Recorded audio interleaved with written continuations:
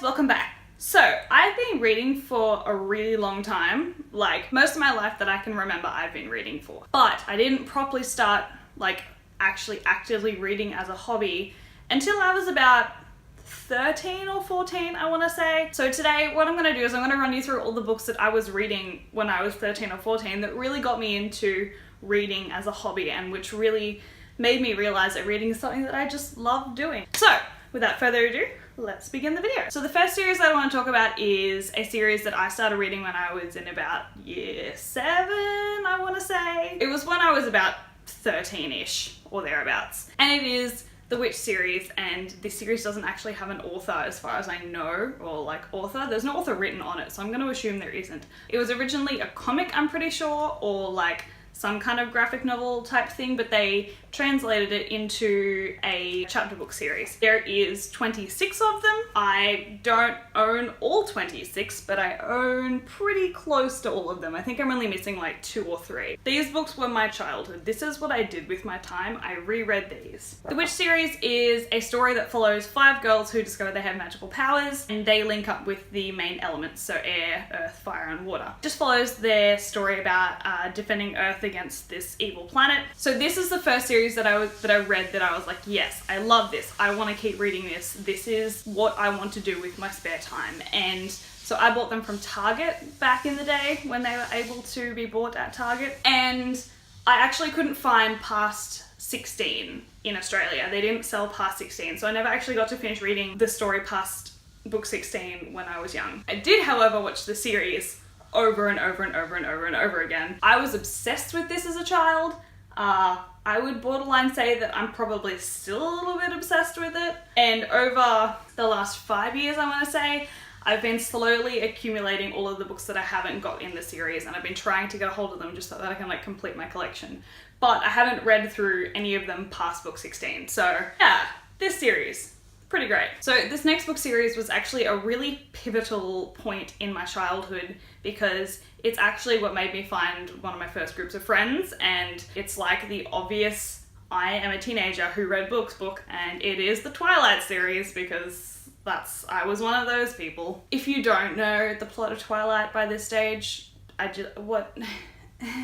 Yeah, so I read this in year 8, which was in 2008, which means that I was 14, I think. And I read this and then made friends with other people who had read this, and we were super lame in high school, and we would like act out scenes from the books and everything. It was embarrassing. I was one of those people. Let's move past it. But yeah, so reading Twilight was probably one of the first book series that I like flew through. I read these books super quickly to the point where Breaking Dawn hadn't even come out by the time that I'd finished reading Eclipse, and I had to like wait in line at the bookstore to get my Breaking Dawn copy. It was a thing. But Twilight was the first book that I read that I actually like spent all night up reading, I guess. So that's what makes it deserve its little spot on this list. So the next 2 series I read around the same time, but they kind of have very distinct points for me in terms of my reading history. So the first series is the Overton Chronicles by V.E.D.I.F. When I read this, it was a 5-book series. It's now a 7-book series. I still haven't read the last one,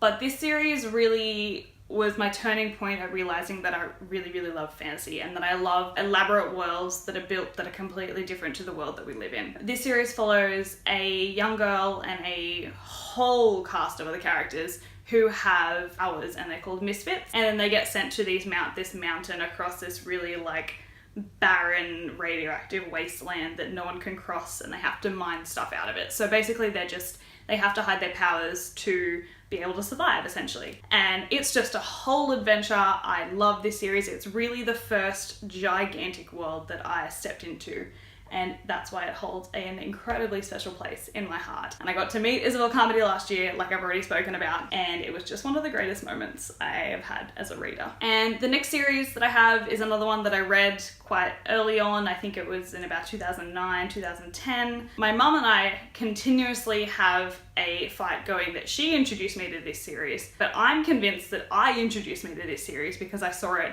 at a bookstore and I was like, that looks really interesting, I'm gonna pick that up. But mum's like, no, I bought that for you because I was like, this looks interesting, you should pick that up. So it's a continual fight. I'm convinced that I'm right. She's convinced that she's right. Neither of us are moving on this point, but it's The City of Bones by Cassandra Clare and the entirety of the Mortal Instruments series. This is the first series and probably the only series that I have continuously kept up with. When I started reading this series, there was only 3 books out. It was The City of Bones, City of Ashes, and City of Glass. So this is the first kind of series that I've been there for the release of most of the books.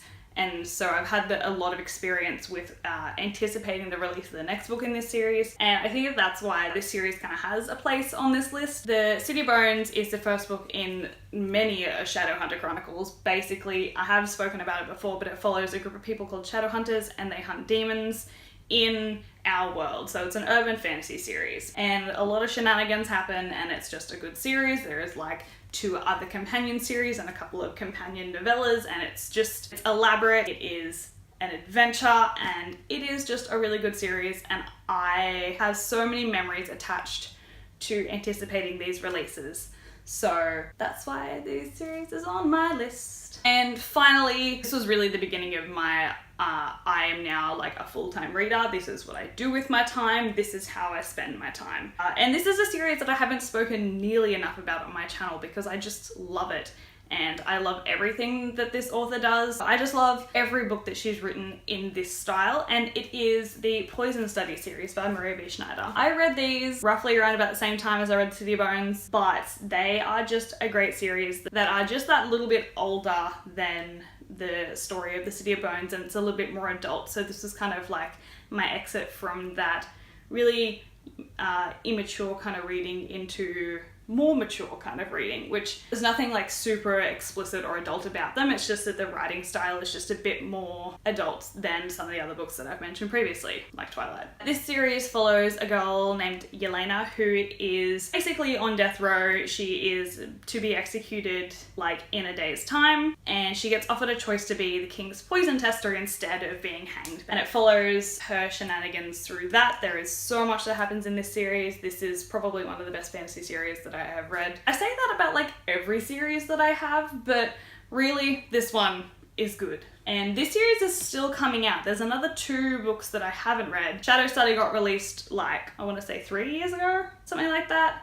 But they continued the story well after this series finished. But there is another 2 to end this series, which is something that I need to get around to doing because I haven't done it yet. But anyway guys, those are all of the books that I have that really kicked me into gear of reading and that really solidified my love of reading and escaping the real world. They are what my childhood consisted of. Like, I don't think people understand the amount that I actually read as a child instead of socializing. It's at the point where I left my last exam for my university degree and everyone was like, oh my god, Michaela, how do you leave exams so early? It's like half an hour and you're done and you're gone. And I'm like, I don't think you understand. I read as a child. That's all I did as a child. And so I can read and comprehend things really quickly, which means I don't need to read a question 4 times to be able to understand it. So I guess that's a good thing that reading's done for me. It helped me get through exams. But anyway guys, I hope you enjoyed this video. Thank you so much for watching. Give it a like if you liked it, etc, etc. You know the drill. I hope you're having a great day and I'll see you next time. Bye!